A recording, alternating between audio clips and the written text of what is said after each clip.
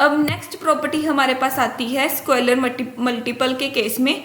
हमने ट्रेस के केस में किया था कि अगर हम किसी मैट्रिक्स का स्केलर मल्टीपल का ट्रेस लेना चाहते हैं तो के एज इट इज़ बाहर आ जाएगी और हम ट्रेस ऑफ ए निकाल लेंगे। लेकिन अगर हमने किसी स्केलर मल्टीप्लिकेशन वाली मैट्रिक्स का डिटर्मिनेंट निकालना है तो उसकी nth पावर बाहर निकलेगी, ए के की nth पावर बाहर निकलेगी डिटर्मिनेंट से। और ये nth ही क्यों निकाली, क्योंकि यहाँ पे ए का ऑर्डर n था। मान लो अगर मेरे पास मैट्रिक्स है 2 4 6 8, तो इसको मैं क्या लिख सकती हूँ 2 × 1 2 3 4 ये मैट्रिक्स लिख सकती हूँ। तो अगर मैंने इसका डिटर्मिनेंट निकालना है तो मैं क्या करूँगी, यहाँ पे क्या है 2 × 2 मैट्रिक्स है तो 2 का स्क्वायर बाहर निकालूंगी और फिर इसका डिटर्मिनेंट लूंगी।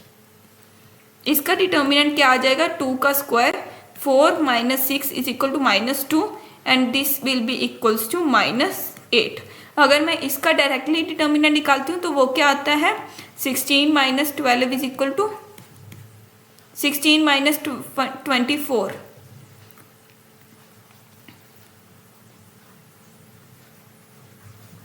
अगर मैं इसका डायरेक्ट डिटर्मिनेंट निकालती हूँ तो क्या आता है 16 - 24 = -8।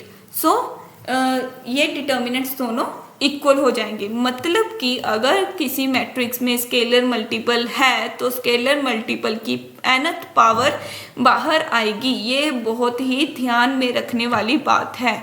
इसके रिलेटेड बहुत सारे क्वेश्चंस होते हैं तो पेपर में ये ध्यान में रखना है कि उसकी nth पावर को बाहर में लेके आना है, वो सिर्फ बाहर नहीं आएगा। क्योंकि मैट्रिक्स के केस में ये होता है कि के ए इज इक्वल्स टू सारी की सारी एंट्रीज के साथ मल्टीप्लाई, लेकिन डिटर्मिनेंट के केस में के ए जो होगा वो क्या होगा k⁻n determinant of A. Okay, and अब नेक्स्ट है हमारे पास ऑर्थोगोनल मैट्रिक्स का डिटर्मिनेंट क्या होगा ±1। अब ऑर्थोगोनल मैट्रिक्स की डेफिनेशन देखो, एक डेफिनेशन क्या कहती है कि A∩A is equals to I। ठीक है, अब हमने मान लो A is an orthogonal matrix, तो डिटर्मिनेंट ऑफ A∩A किसके बराबर हो जाएगा डिटर्मिनेंट ऑफ I के। ठीक है, यहाँ पे दोनों तरफ डिटर्मिनेंट ले लिया हमने दोनों मैट्रिक्स का। अब डिटर्मिनेंट ऑफ I हमें पता है क्या होता है, डिटर्मिनेंट ऑफ I 1। ठीक है, determinant of I is 1 and determinant of A∩A is equal to determinant of A∩ into determinant of A। ठीक है, determinant of A∩ is equal to determinant of A into determinant of A is equal to 1। तो determinant of A² is equal to 1 and determinant of A is equal to ±1, hence proved. अब ये मैं शायद आपको बताना भूल गई, लेकिन I इज इक्वल टू अगर हमारे पास कोई भी आइडेंटिटी मैट्रिक्स है तो डिटर्मिनेंट क्या होगा, determinant of I is equals to 1 sum of multiplication of, अगर कोई भी हमारे पास डायगोनल मैट्रिक्स आती है, डायगोनल मैट्रिक्स किस जहाँ पे सारी की सारी एलिमेंट जीरो हों सिर्फ डायगोनल एंट्रीज को छोड़ के, तो उसका जो डिटर्मिनेंट होता है वो क्या होता है product of the diagonal entries. अब हमारे पास नेक्स्ट प्रॉपर्टी जो है वो है for skew symmetric matrices A(n)×n। ठीक है, स्क्यू सिमेट्रिक मैट्रिसेस के केस में n/n मैट्रिक्स के केस में हमारा डिटर्मिनेंट जो होगा वो 0 होगा, और जो अगर उसका ऑर्डर इवन है मैट्रिक्स का तो हमारे पास डिटर्मिनेंट की वैल्यू क्या आ जाएगी A²। ठीक है, A² यहाँ पे ऐसे नहीं है कि कोई फिक्स्ड है कि किसी एलिमेंट का ही नंबर है कि फर्स्ट एलिमेंट या सेकंड एलिमेंट। A² होता है कि कोई भी ऐसे क्वांटिटी आएगी जिसका कि परफेक्ट स्क्वायर है, जो कि परफेक्ट स्क्वायर है, जैसे 1 आ सकती है, 4 आ सकती है, 9 आ सकती है, 16 आ सकती है, लेकिन 15 नहीं होगी।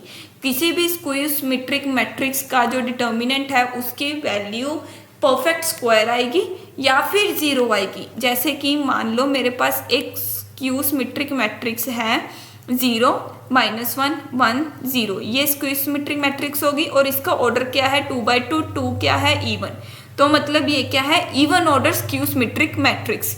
तो इसका डिटर्मिनेंट क्या आएगा 0 × 0 -1 × -1 -1, तो ये क्या हो गया 1, और 1 जो है वो क्या है perfect square, it can be written as the square of some natural number, so ये क्या हो गया परफेक्ट स्क्वायर।